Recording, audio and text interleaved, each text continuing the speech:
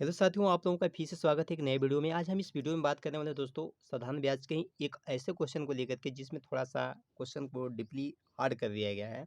यहाँ कुछ नहीं दिया है, बस सिंपल समझिए जो वर्ड्स है वो 5/2 यानी बट्टे में दे दिया है, तो इसमें बहुत से बच्चे डर जाते हैं। हम इस तरह के सवाल को आज इस वीडियो में बहुत ही अच्छे से समझाएँगे आपको, चुटकियों में आसानी से आप लोग लगा सकते हैं। सबसे पहले आपको देखिए वही चीज़ कि जितने रुपए का घाटा है वो मूलधन हो जाता है। क्या हो जाता है? वो मूलधन हो जाता है। ₹2000 का निकालना है, 40% वार्षिक ब्याज की दर से 5/2 वर्ष का साधारण ब्याज ज्ञात करना है। तो इसमें जितने रुपए का साधारण ब्याज ज्ञात करना है वो मूलधन कहलाएगा। क्या कहलाएगा?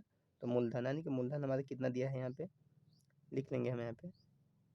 मूलधन बराबर कितना है? मूलधन बराबर ₹2000। यहाँ पे मूलधन बराबर कितना हो जाएगा? 2000। और दर उसके बाद क्या लिखेंगे? दर लिखेंगे। तो दर कितना है? दर देखिए 40% है। कितना है? 40%। चलिए हम यहाँ पे 40 लिख देते हैं। उसके बाद क्या लिखना है? समय लिखना है। तो समय चलिए हम समय लिखते हैं। कितने वर्ष की बात कर रहा है? समय कितने साल की बात कर रहा है यहाँ पे?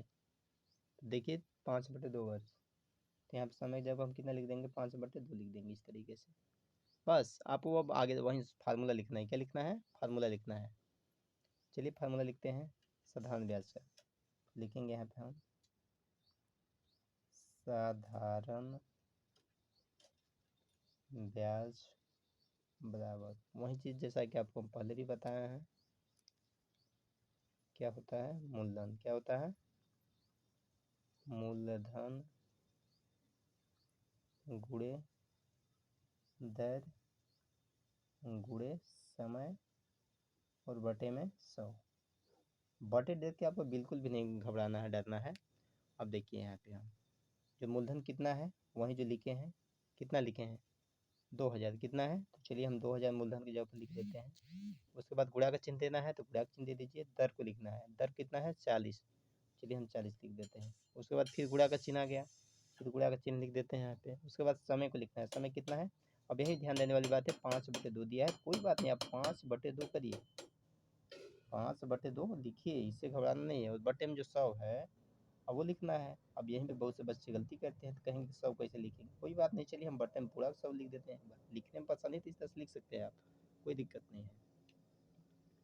अगर लिखने में तकलीफ हो रही है तो आप लोग लिख सकते हैं इस तरह से। अब आगे हल करना है अगला स्टेप। तो चलिए अब यहाँ पे देखिए 2000 को 2000 देखिए 2000 ही रहेगा। और यहाँ पे गुणा चिन्ह उसी तरह से लिखिए 40 गुणे। अब ये 100 होगा उल्टा हो जाएगा। क्या हो जाएगा? उल्टा। जैसे कि बटे में रहता है, इसे 1/5 के 1/5 रहता है, तो कुछ नहीं, ऊपर मतलब उसी तरह से लिखाता है। और ये नीचे जाके 1/, उल्टा हो जाता है, इसे 1/5 हो जाएगा। नहीं 5 के नीचे 1 लिख के इसे कर सकते हैं तो उल्टा हो जाता है। 1/5 ये वाला हो गया, 5 के नीचे 1 लेके गुणा के चिन्ह के ऊपर नीचे कर देते हैं, यानी 5 नीचे हो जाएगा 1 ऊपर, उसी तरह से इसको कर देना। 100/1 मान के चलिए, ऊपर जाएगा तो हो जाएगा 1, यानी कि 1 5/2 लिखने के बाद अब 100 के लिखने के बाद हम कर रहे हैं ऊपर 1 और नीचे 100। इस तरीके से लिखने के बाद आपको कट पिट वही काम करना है। 2 जीरो से 2 जीरो कट जाएगा, बचा कितना? 20। 20 लिखिए, उसके बाद 40, उसके बाद 5 और नीचे कितना है? 2। यही बचा है, बस गुणा कर लीजिए। 40 दूनी के 8 5 40, यानी कि 4 लिख के 2 जीरो, उसके बाद 2 काटेंगे तो कितना आएगा? 20 बाद में कटेगा, यानी कि 2000। कितना आया? 2000 रुपये। यानी 2000 रुपये का 40% वार्षिक ब्याज की दर से 5/2 वर्ष में कितना आया है? 2000 रुपये। इस तरह से आशा और उम्मीद करते हैं कि आप लोगों को इस क्वेश्चन अच्छे से समझ में आया होगा। तो चलिए मिलते हैं अगले वीडियो में फिर से अच्छे क्वेश्चन के साथ। तब तक के लिए आप सभी को नमस्कार, जय हिंद, bye bye, take care, love you, thank you दोस्तों। वीडियो कैसी लगी कमेंट बॉक्स में हमें जानकारी जरूर दीजिएगा और इसका कोई भी रिलेटेड क्वेश्चन हो हमें जरूर बताइएगा। धन्यवाद।